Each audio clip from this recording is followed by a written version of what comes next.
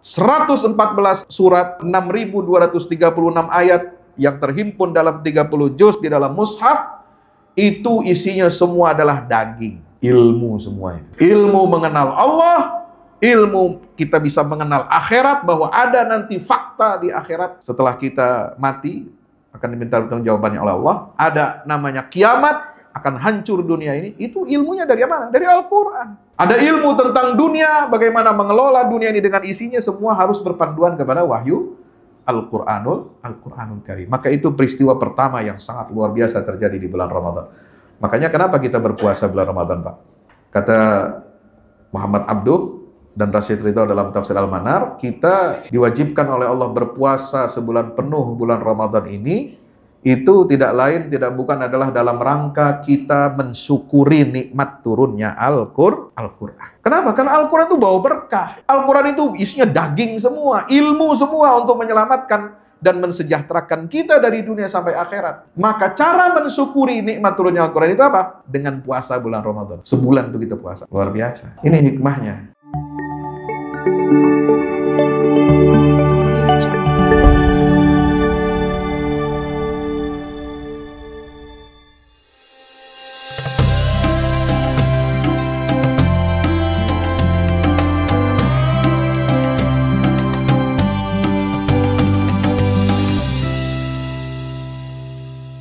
Assalamualaikum warahmatullahi wabarakatuh.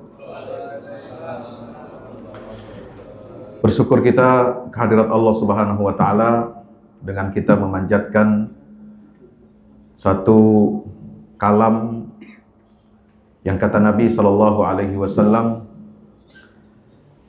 itu beratnya seperti beratnya langit dan bumi, yaitu alhamdulillah.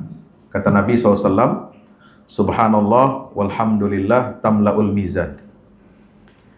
Berat timbangan kita membaca lafaz subhanallah bertasbih dan alhamdulillah bertahmid, itu dapat memberatkan timbangan kita.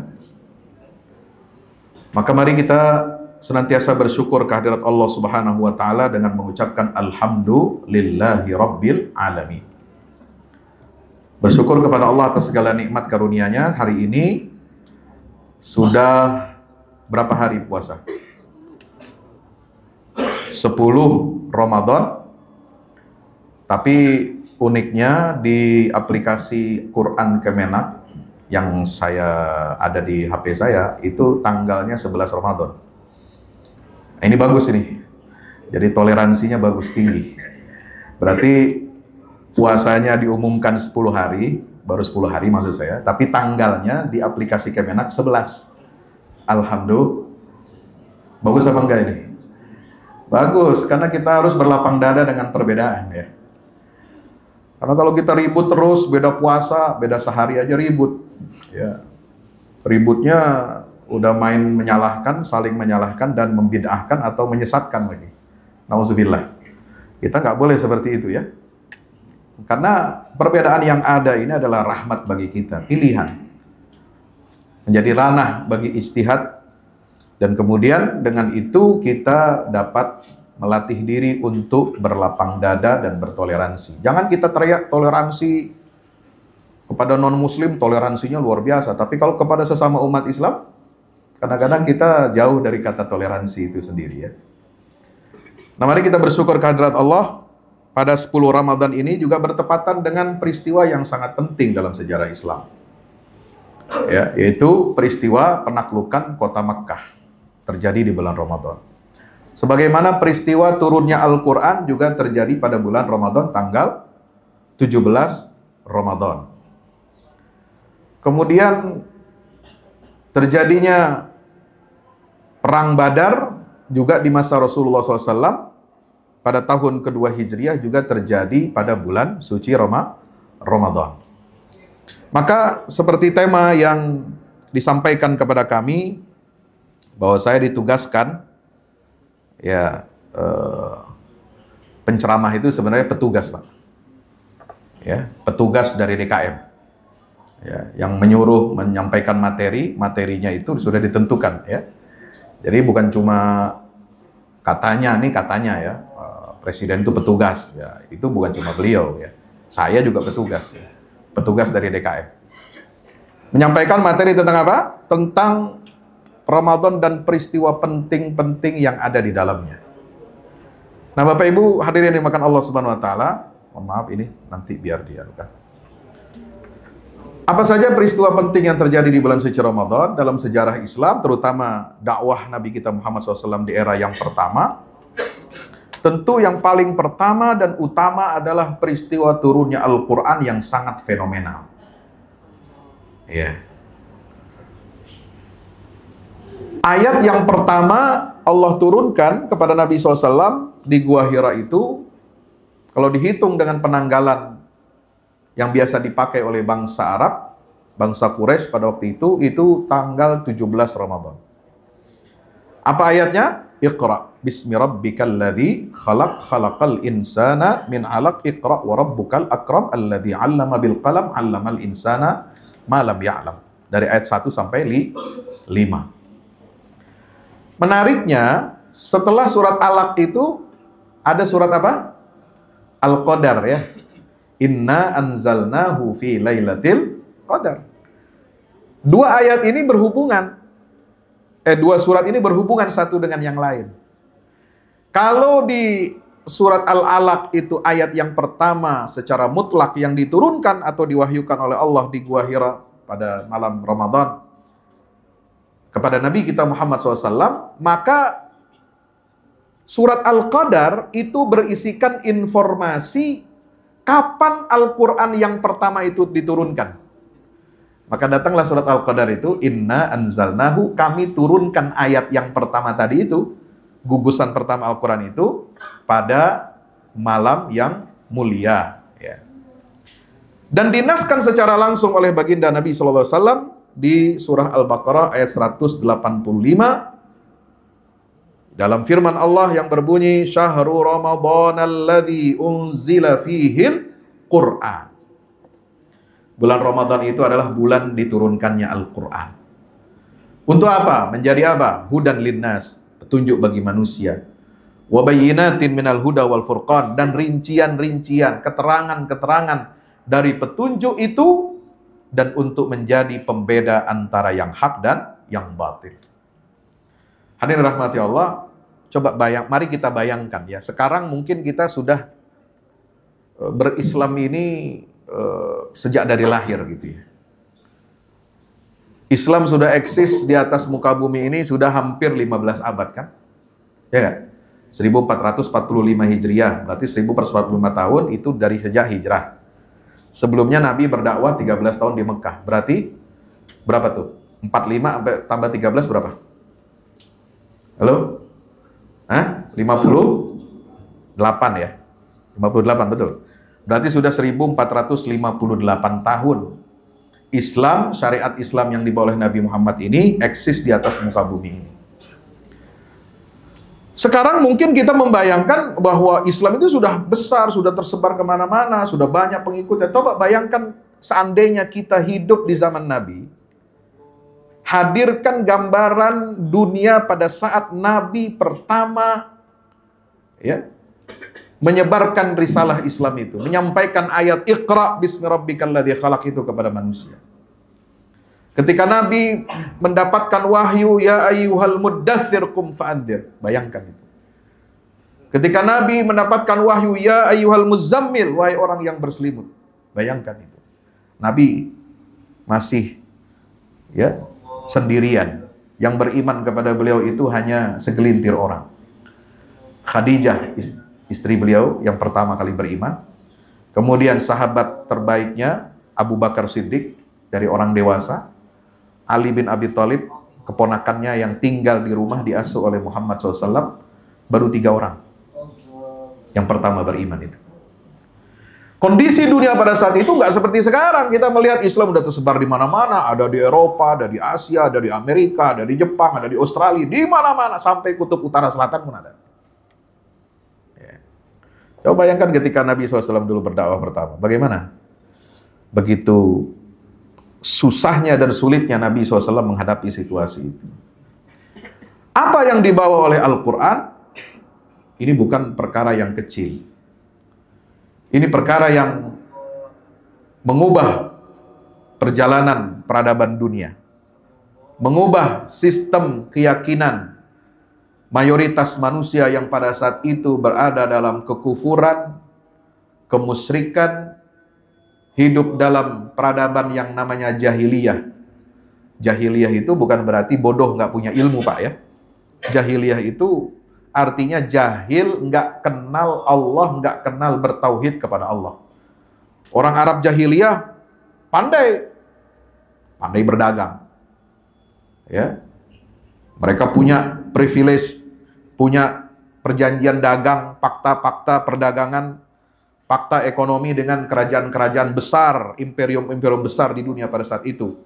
Dengan Mesir, dengan Romawi, dengan Persia, dengan Bahrain, dengan sebagainya. Itu mereka melakukan apa? Perjalanan dagang yang disebut dengan rihlatas syita'i was-saif. Mereka kenal peradaban dunia. Bersinggungan, ya, berinteraksi dengan berbagai macam bangsa. Mereka kenal. Mereka maju, mereka bertukar pikiran, bertukar informasi, bertukar ilmu pengetahuan. Peradaban lain juga sama. Hebat-hebat di Mesir, peradaban tua. Ya, infrastrukturnya canggih. Piramid di Mesir itu luar biasa. Peradaban India, peradaban Yunani, peradaban Romawi, ya, yang melahirkan begitu banyak situs-situs. Kemudian juga pemikiran-pemikiran yang bermanfaat, berguna untuk umat manusia. Tapi sayang beribu sayang, mereka tidak mengenal Allah Subhanahu wa Ta'ala dengan benar.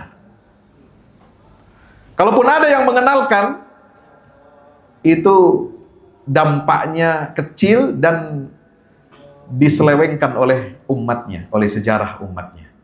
Nabi Musa bawa ajaran Islam, tapi diselewengkan oleh umatnya, jadinya agama Yahudi. Ya. Nabi Isa yang paling dekat dengan Nabi Muhammad SAW, ya, jaraknya kelahiran antara Nabi Isa dengan Nabi Muhammad itu yang paling dekat, dan tidak ada Nabi selain, ya, Isa itu sebelum Nabi Muhammad SAW itu. Nggak ada Nabi yang lain. Itu jaraknya cuma 570 Masehi, 70 tahun, 570 tahun. Ya. Itu mengenalkan tauhid kepada Allah juga Nabi Isa itu, sebagaimana direkam dalam surat Al-Maidah. Di akhir halaman surat Al-Maidah itu ada dialog antara Isa putra Maryam dengan Allah Subhanahu wa Ta'ala di yaumil qiyamah. Ya.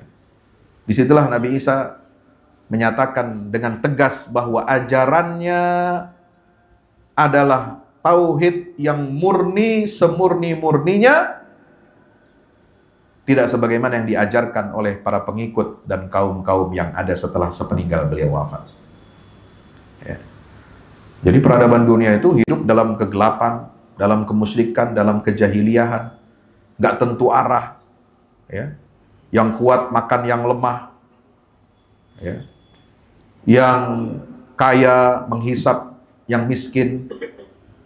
Ketidakadilan, kezaliman merebak di mana-mana di seluruh dunia ini. Lalu datanglah cahaya dari Allah Subhanahu wa Ta'ala, wa anzalna ilaikum nuran mubina. Kami turunkan kepadamu, wahai Muhammad, cahaya yang terang benderang, yaitu Al-Quran. Kitabun anzalnahu ilaika litukhrijan nasa minaz zulumati ilan nur. Kami turunkan kitab kepadamu, wahai Muhammad, untuk supaya kamu keluarkan, mengentaskan manusia dari kegelapan-kegelapan, dari kezaliman-kezaliman kepada cahaya yang terang benderang dari Allah Subhanahu wa Ta'ala. Maka perubahan yang dilahirkan oleh Islam ini, pembebasan manusia dari perbudakan-perbudakan dan kezaliman-kezaliman sesama manusia itu, ya, peradaban tinggi yang diciptakan oleh manusia setelah cahaya Islam ini menyebar ke seluruh penjuru dunia, itu lahir karena apa? Karena dorongan, daya dorong yang sangat dahsyat dari Al-Quranul Karim. Inilah yang mengubah wajah dunia saat ini. Ya, ilmu pengetahuan kalau nggak ada Quran, itu mandek. Nggak ada metode rasional dalam atau observasi, ya. Tidak ada yang menemukan angka sedemikian canggih yang dipakai oleh penemuan-penemuan manusia di abad modern, komputer, ilmu matematika, aljabar dan sebagainya, astronomi dan sebagainya, itu tidak akan ada seperti kita nikmati saat ini tanpa lahirnya peradaban Islam yang didorong oleh Al-Qur'anul Karim itu. Makanya ayat yang pertama turun itu apa? Iqra. Apa maknanya ini semua? Bahwa peradaban yang unggul, pembebasan manusia dari kezaliman, ya, perubahan yang fundamental dan revolusioner yang dibawa oleh Allah Subhanahu wa taala untuk umat manusia ini, itu tidak akan lahir kecuali dengan ilmu. Iqra. Ya, jadi ilmu itu yang harus memimpin perubahan, memimpin pembebasan, memimpin adanya lahirnya peradaban yang unggul. Itulah Al-Qur'anul Karim. Ilmu. Quran itu ilmu. Makanya mukjizat Nabi itu bukan mukjizat fisik. Seperti tongkat Nabi Musa, ya. Seperti Nabi Isa bisa menyembuhkan orang sakit, bisa menghidupkan orang mati. Enggak bersifat fisik mukjizatnya Nabi Muhammad itu. Tapi mukjizatnya adalah Al-Qur'an yang turun di bulan Ramadan. 114 ayat surat 6.236 ayat yang terhimpun dalam 30 juz di dalam mushaf, itu isinya semua adalah daging. Ilmu semua itu. Ilmu mengenal Allah, ilmu kita bisa mengenal akhirat, bahwa ada nanti fakta di akhirat setelah kita mati akan diminta jawabannya oleh Allah. Ada namanya kiamat, akan hancur dunia ini. Itu ilmunya dari mana? Dari Al-Quran. Ya.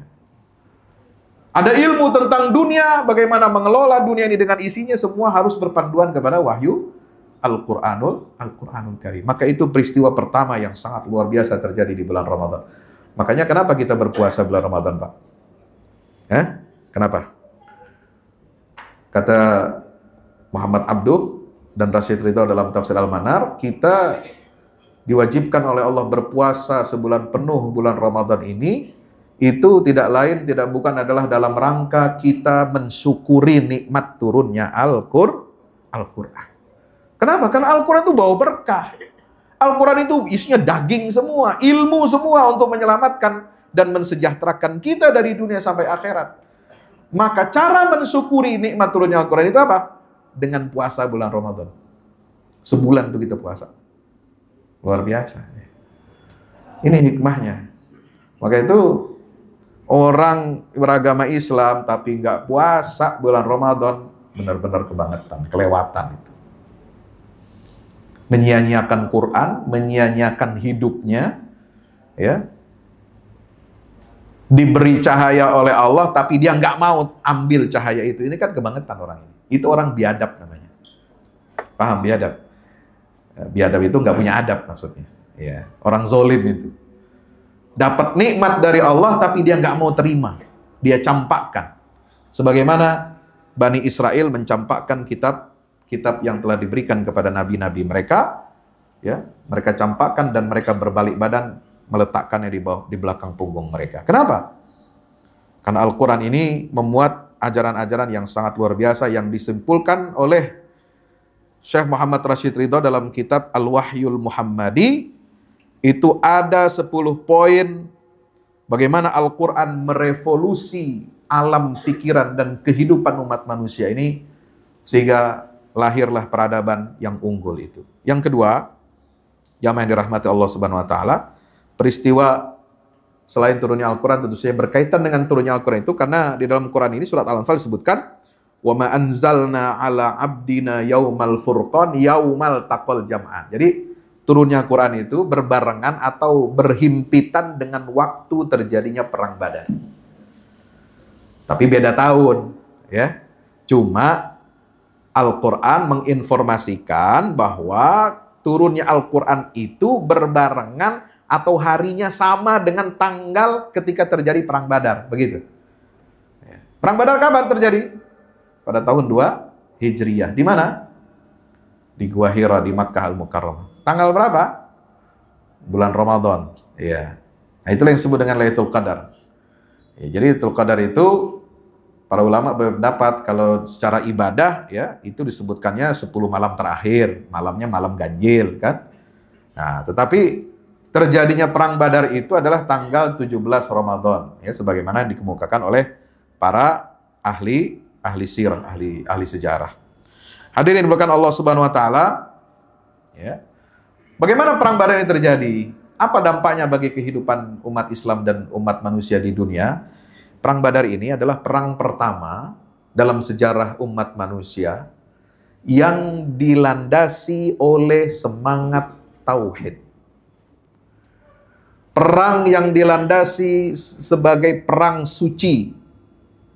Ya, itu pertama dalam sejarah manusia setelah Bani Israel berperang di barisannya Talut melawan Jalut. Ya.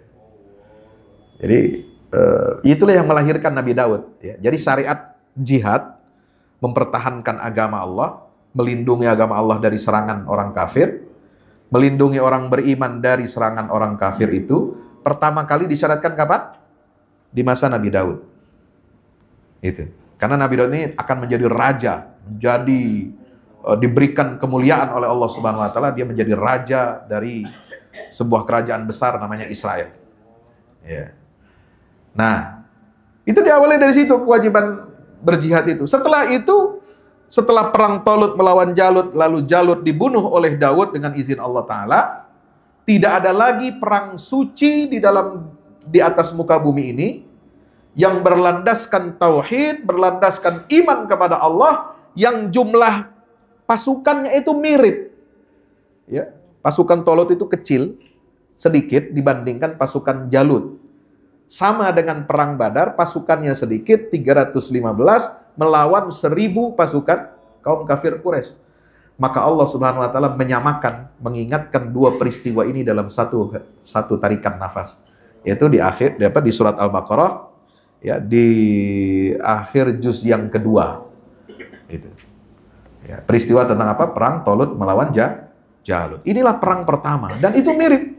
Nabi mengingatkan kepada para sahabatnya, yang kalian hadapi ini sekarang seperti kalian dulu umat sebelum kalian itu menghadapi kezaliman Jalut dan akhirnya ditumpas dan dibinasakan oleh Allah Subhanahu wa taala dengan apa? Orang-orang beriman yang terpilih.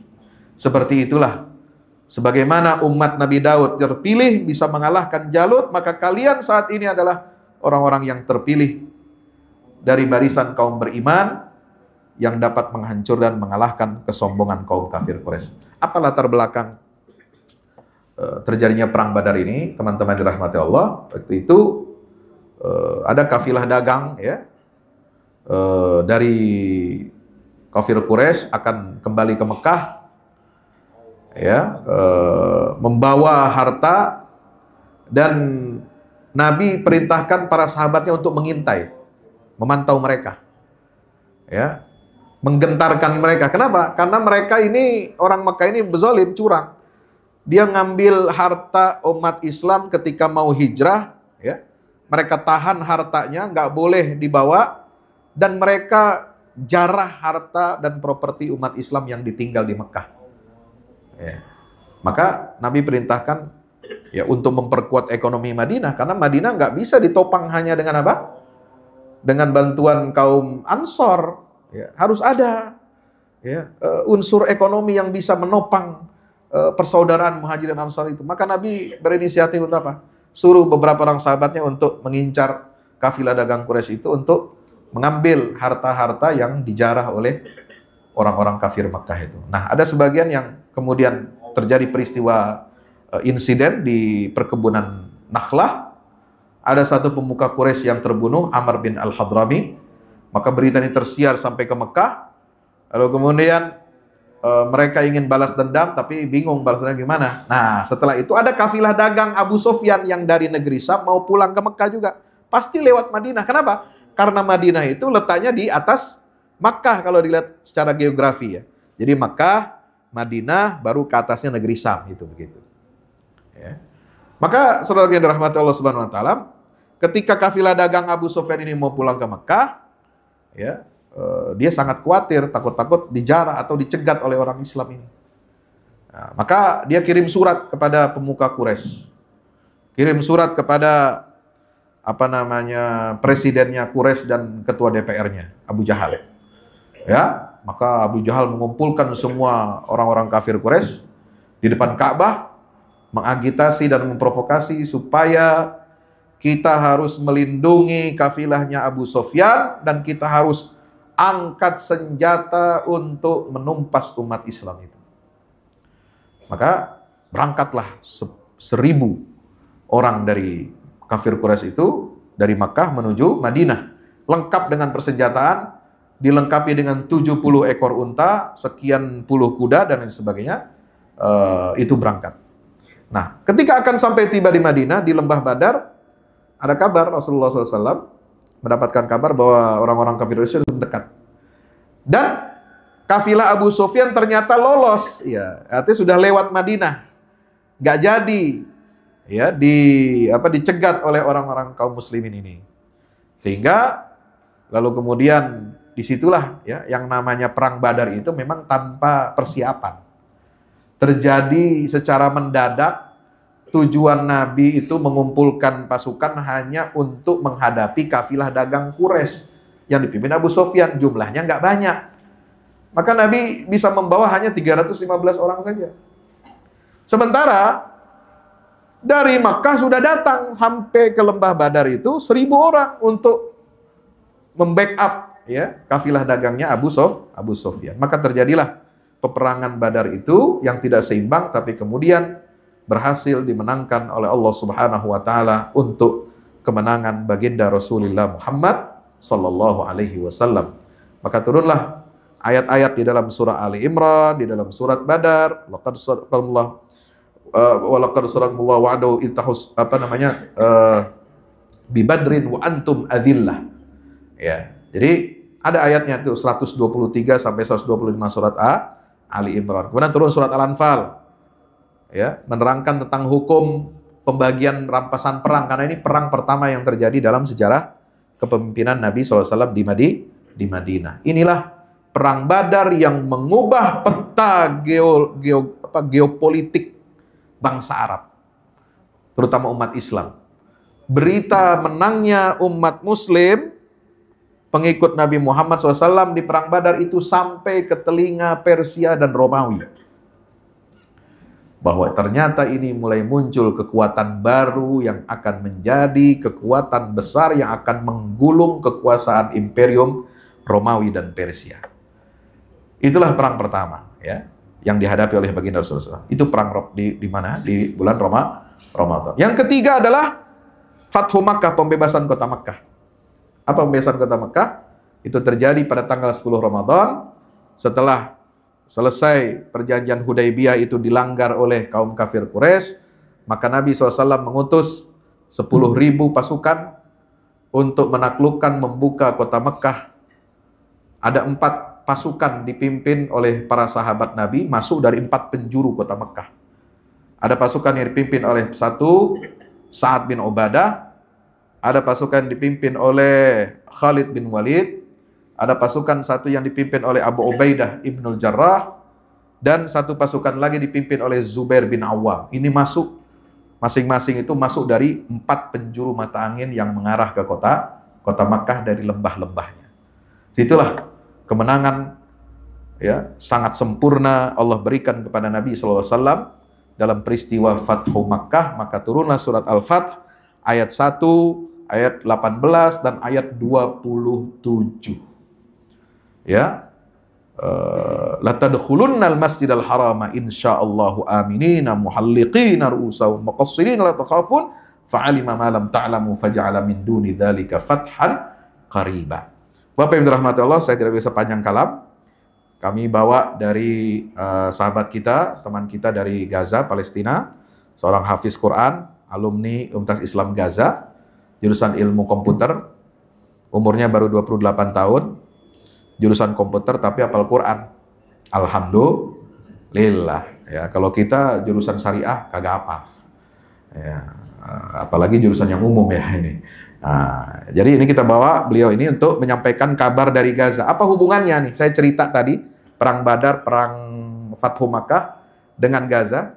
Insya Allah, ya, kita yakin dengan janji Allah, pertolongan Allah, akhir daripada kemenangan umat Islam di Palestina ini mirip seperti yang Allah berikan kepada Nabi SAW dalam perang Badar dan Fathu Makkah. Kenapa? Karena di surat Al-Isra ini penting ya kita tadabburi. Ayat 76 Nabi SAW mengatakan apa? Wa in kadu la yastafizzunaka minal ardi liyukhrijuka minha wa idzal la yalbathuna khilafaka illa qalila. Orang-orang kafir Quraisy itu telah membuat engkau wahai Muhammad gelisah, tidak tenang dan menjadi terusir dari negeri itu, dari Makkah. Tapi setelah kamu keluar dari Makkah, terusir dengan hijrah itu, mereka para pemimpin Quraisy itu tidak akan bisa bertahan lama kecuali hanya sebentar saja. Menurut ulama ahli tafsir, kata sebentar itu dibuktikan oleh Allah dengan terjadinya perang Badar. Ya. Perang Badar itu tahun kedua Hijriah. Pemuka Quraisy hampir 80% terbunuh, tewas di situ. Mayatnya dilemparkan ke dalam sumur, bukan kayak sumur PKI, bukan. Sumurnya gede gitu ya, di lembah Badar itu. Lalu Nabi ngomong kepada mayat itu, pemuka Quraisy yang sudah jadi bangkai itu, apakah saat ini kalian sudah menemukan janji dan ancaman Allah kepada kalian? Itu ada dalam sirahnya, luar biasa. Yang kedua, kata para ulama tafsir, Allah berikan kemenangan, rezim Quraisy itu tidak bertahan lama dan tumbang, berakhir secara tragis pada peristiwa kapan? Fathu Makkah, penaklukan kota Makkah pada tahun ke-8 Hijriyah. Insya Allah juga teman-teman kita, silakan Ustaz, fadhal Syekh.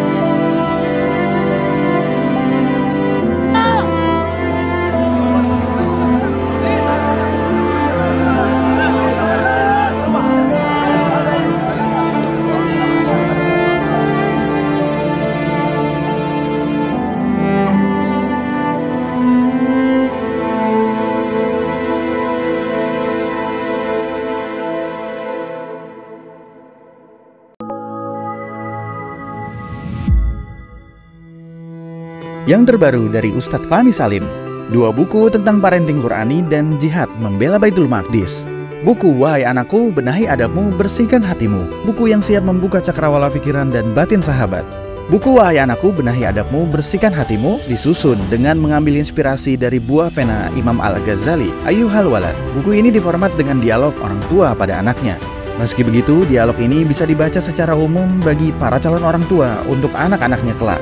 Bentuk dialog kami dapati banyak dipakai dalam kisah-kisah di Al-Quran ketika menerangkan soal pengasuhan.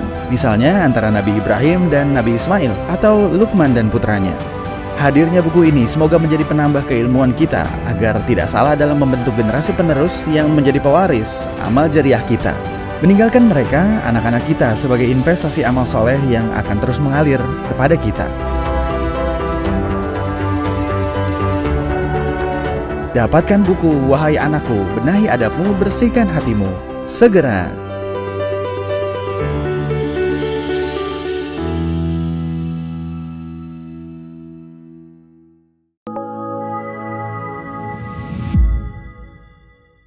Yang terbaru dari Ustadz Fahmi Salim, buku Runtuhkan Zionis Rebut Baitul Maqdis, buku yang siap membuka cakrawala pikiran dan batin sahabat.